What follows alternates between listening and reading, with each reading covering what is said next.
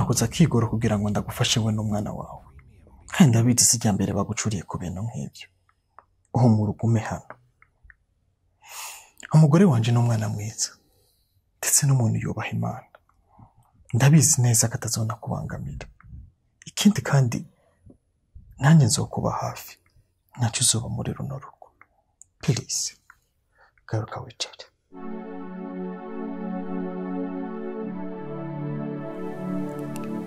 mumbabarire cyane sinigeze nifuza kugira mbangamiye mu buzima bwanje iyaba umufasha n'udashaka kumfasha mba numva atanumwe nobera umutwaro oya nukuri mbega hajya witwa gute nitwa Nyangeyimana Kentia Nyange karibu wicare uzokoze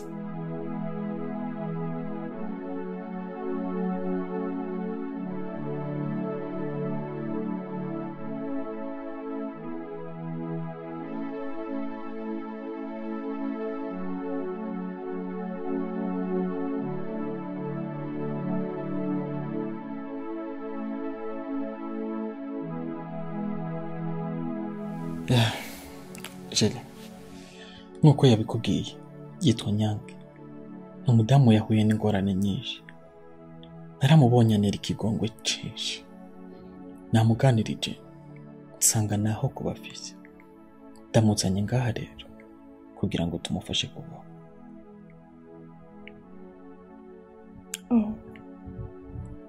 pole Nyange murakoze cyane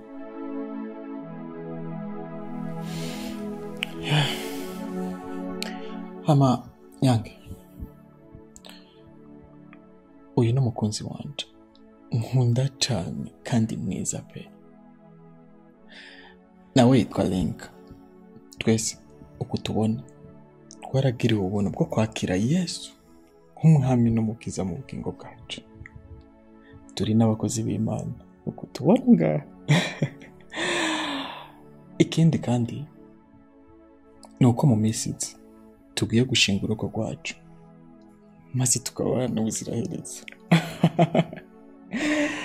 kumbi cy'agaciro cyagenewe abatagira agaciro Yesu we ntacu ufise musore yo nukuri Imana ibaje imbere cyane amen nzobikora amasho nkuko naremejeje kubikubwira icyo ujya mu faso nakeneye no kuronka hakika umusayi ndetse no twafungura ubishingano zacu nuko tugiye gufata umwanya tukaza turamusengera kumbure nawe Imana imugirire neza icyo nabonye ejo n'umwana mwiza Frank kandi biraboneka ko arakijijwe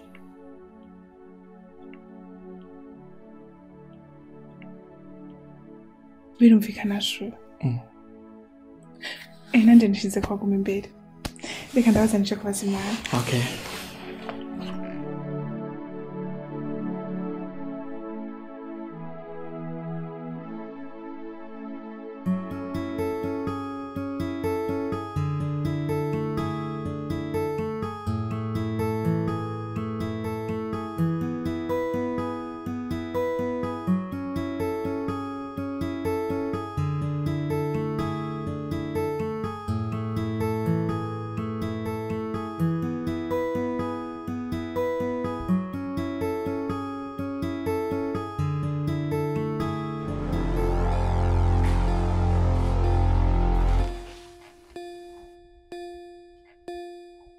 iburi kurankorera nibiki ushaka ko niyahura kwego udashaka kumpa amahoro cyangwa ushaka ko nsubira mu buyobe bwo kwifuza urupfu rw'ico cana ndakurahiye umudayimona ndimo niyavyuka nzokwicana n'ico cana ubwo umukoresha mu gutera impuhwe abana mubone mwari gupfuma mupfa mutarabona na sheri wanje canke ugapfa ubwo rwanda rugacika amayibobo Rinka nanje sinigeze nifuza kongera guhura nawe usanga ari Imana ashatse ko uyu mwana adapfa nabi icemuzano rya marayika ariko nanje sinumva impamvu yazanye icyifuzo cyo kuza kumfashiriza impande yawe. Ubundi urya mugabo yahuye n'umugome nkawe gute ko mbona we yibereye intungane? Je muheto mbona sisubire kumva ucishije mu kanwa izina Muheto. Urya n'umugabo wanje w'isezerano nahevye byose kubera we. Umusigaye ndumukizwa yemewe hose. Nawe nguje kubitoba. Ndakurahiye sinzigera nemera kunyitambika. Rinka, ibi bimeze nka Yona yahunze Imana ngo nimutume guca gutabara nyine wa kanga, ariko akisanga muri cya gihugu nyene. Nawe niko bimeze, uko ukomeza gunga kino kibondo niko gumuhura natwe. Nyamara usanga umugisha uri kuri uyu mwana. Ahe, mva matwi.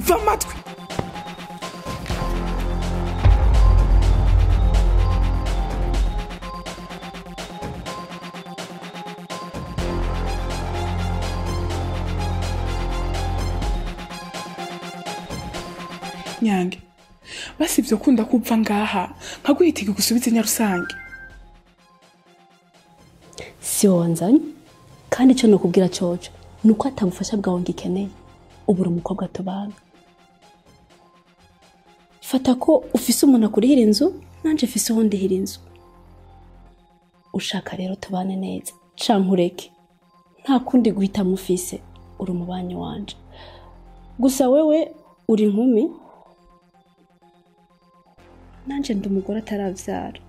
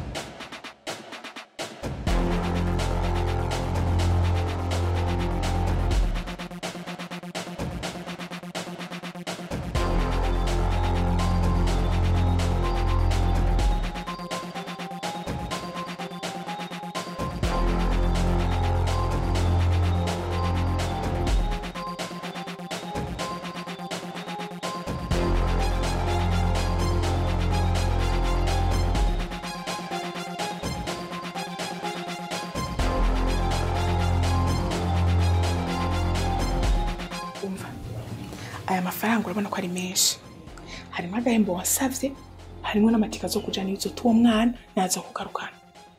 Ntukore ikosa, uwo mwana umujane kure mu karere ka kure, hamwe atanu umuntu azomenya inkuru yiwe. Uranyumva?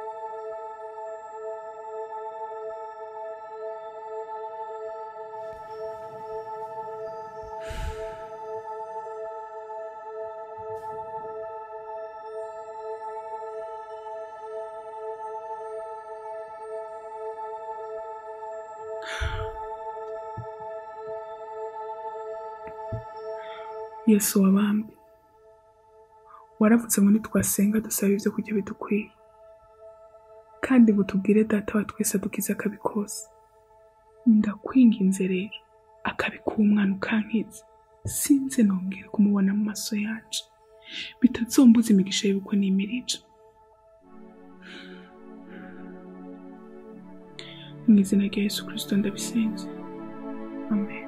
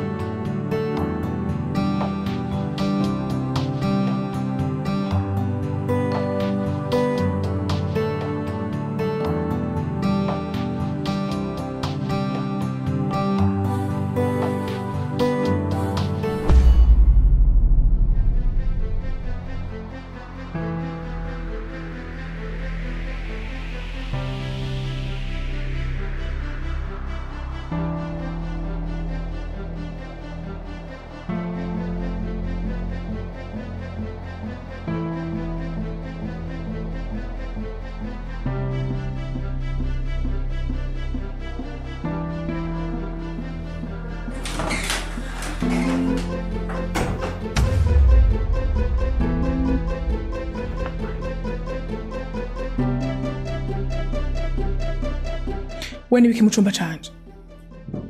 Ntuzi kudodora?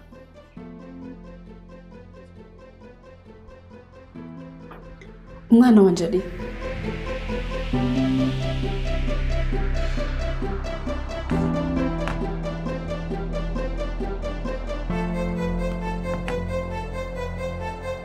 uri umubanyi wanje kandi tubanye neza. Nigute umbatse umwana wawe ari kandi tutararanye? Nako ntuwo mubatse mwakorehereza.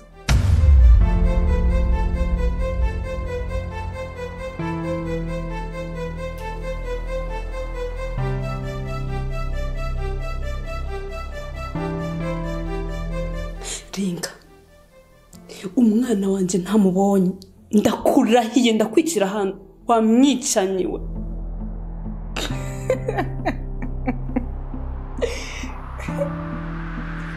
Ringa, umwana wanje kumwumva. Ringa, umwana wanje kumwumva.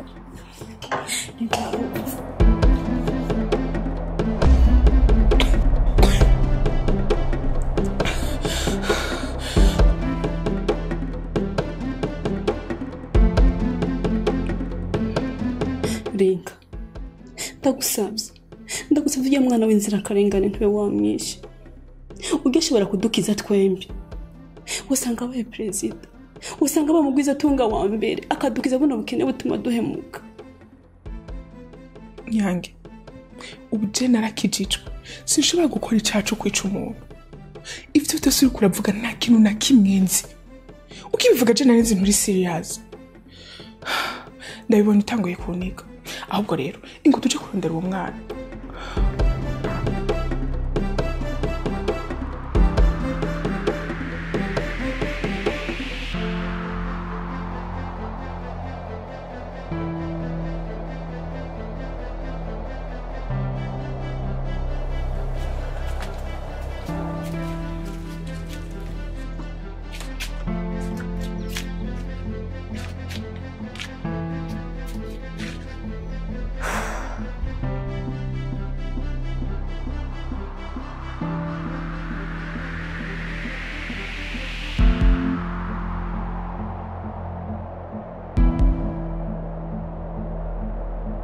Rinka,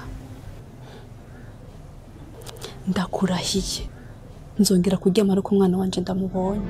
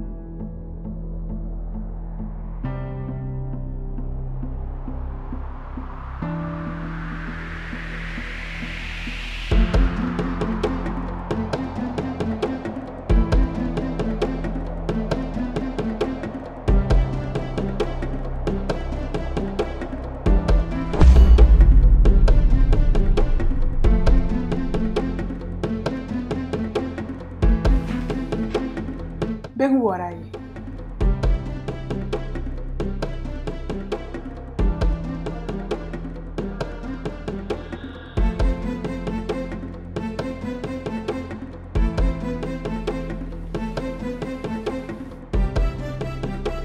Ubu rero anezerewe.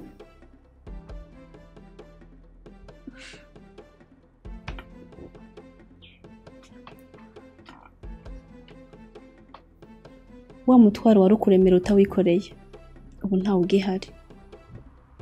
Umwana namurondeye ijoro ryose nawe wiryamiye. None rabo uriko inwera amaji n'amabiswi mu mutekano nangere. Shanyange, nukuri ndanezerewe. Kumbure wewe vyarakunaniye kumurera, reka babishoboye bamurere. Canke bibaye ngombwa rero gwikuzimu. Uko ugeni camwe kiva ku buhemu, nakwiye kuba mu maso y'umuntu akijijwe nkanje. Rinka wamwicanye we. Ubu utagerageje gusubira kunyicira umwana, no kwica nka kuzika. Wamwicanye yagura n'ishavu ry'Imana. Uri rubura kigongo, uri shetani mbi. Maze uri mubi kurusha shetani. Ariko Nyange, ikigongo ndagifise. Ejo nabona ko twafatikanije kumurondera. Nuko gusa jewe narambiwe kare. Ntubona wako utinze ugahera. Ndakubwire, ube waramwishe. Kuko nimba utaramwishe, ndazi neza ko Imana asenga izomungarurira. Ariko wewe uzobona inkoni y'Imana. Kubw'iki uri kurakora ujya mu marayika w'umwana, Imana yarahezagije isi. Nimba waramwishe naho, ndakurahiye ntazigera ava mu bwonko bwawe, uzokwamana agahinda kuba warihekuye. Nyange, wihangane cyane, ndazi birababaje.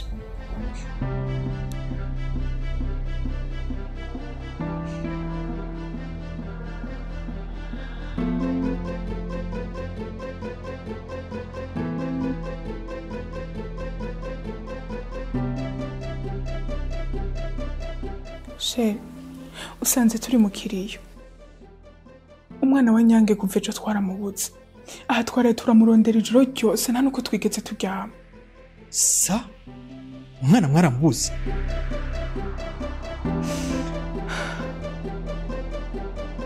Kuno vyagenze. Nabonye Nyange asanga mu cumba. Turamurondera ahantu hose turamubura. Twaraye no mwibarabara nta kintu kimwe twigeze tumubona. Nta namwe twigeze tumuronka. Wait. Ejo niriwe Muyinga. Hari umwana ni mu kigero nk'ico ujya mwana wa Nyange twatoye. Twaciye tumushikiriza abajeje umwana.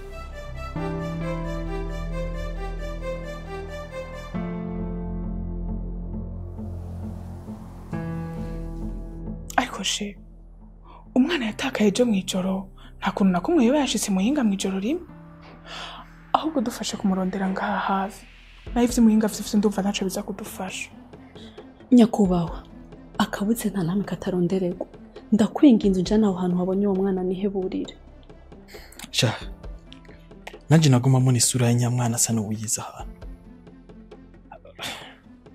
Gusa nkayibwe ko hano ndamuzi. Chiri, we sigara ngaha.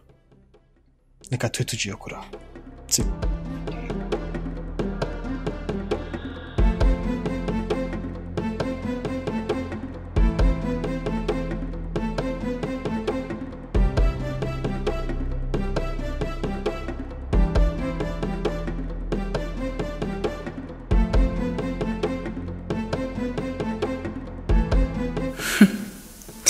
Genda mutewa kubasha.